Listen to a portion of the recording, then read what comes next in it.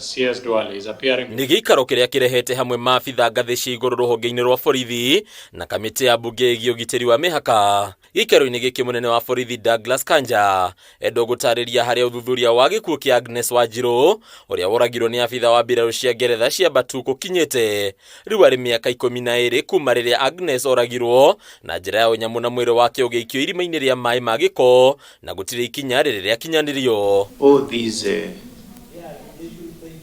serious cases, they need to be investigated in an expeditious manner so that they can be allowed to rest actually. No munene wa borithi atarĩria wĩrutĩri wa rũhonge rwa ũthuthuria harĩ kũmatha kĩhoto agĩtarĩria atĩ ona kũrĩ na gĩkuũ kĩngĩ kĩa ũnyamũ gĩatabanirio nĩ abitha wa Batuk mwaka-inĩ ũcio. We have another murder case, and the name of the affected person is Sergeant Madison George, who was accused of murder of Tyram Lelej. Ciĩko ici gakinyanĩrwo nacio rĩrĩ kamĩtĩ ĩno ĩkoretwo ĩgĩkinyanĩra na kĩhoto kĩa IKIRIA arĩa mananyamarĩka kũrĩa ciumia nini hetũku.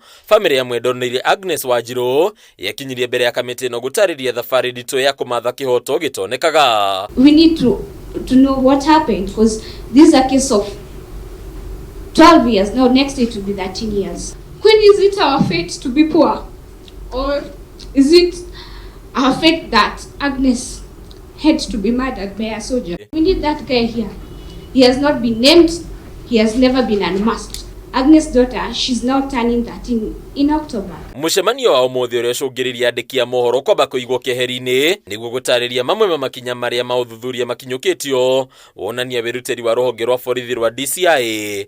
Ĩndĩ wĩrutĩri ũyũ ũkaunwo guoko nĩ thirikari ya bũrũri wa Ngeretha ĩrĩa ĩrarĩtie ũthuthuria ũyũ ũndũ ũmwe na kũhitha ekwĩrwo. So far the DCI is moving in the right direction because what is remaining is now to tie the loose ends. And at the end of the day, we'll have a person behind bars. Yes, it has taken quite some time, but it is also true that we don't want to take chances with these kinds of cases. Ũrĩa ũrarĩ minister wa ũgitĩri wa mĩhaka-inĩ Aden Duale ona akĩoneka gũkĩrĩra mbirarũ cia Batuk akiuga thĩna mũnene harĩ gũkinyĩra kĩhoto nĩ thirikari ya Ngeretha kũrega gwĩkĩra thaĩri mawatho merũ marĩa makinyanĩirio nĩ Kenya ma kũramata mĩikarĩre na mĩrutĩre ya wĩra ya maabitha mbirarũ ici. You need to ask why that, as a former defense minister, why that agreement is not being signed.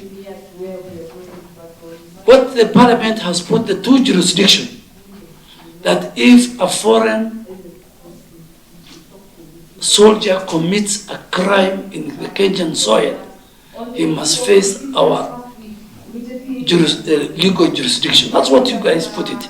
Kũringana na Duale na thengi ya mbunge gũkorwo yahĩtũkirie mawatho maya, thirikari ya Ngeretha ĩkoretwo ĩkĩng'athĩria mawatho maya marĩa matanyĩte kũgathĩka mĩkana mĩritũ harĩ mbirarũ cia Batuk iria ciatabania mahĩtia o mothe gũkũ bũrũri-inĩ. Up to today, that the DCA has not been signed, so it's not a legal binding. Parliament has passed, but the executive has not signed.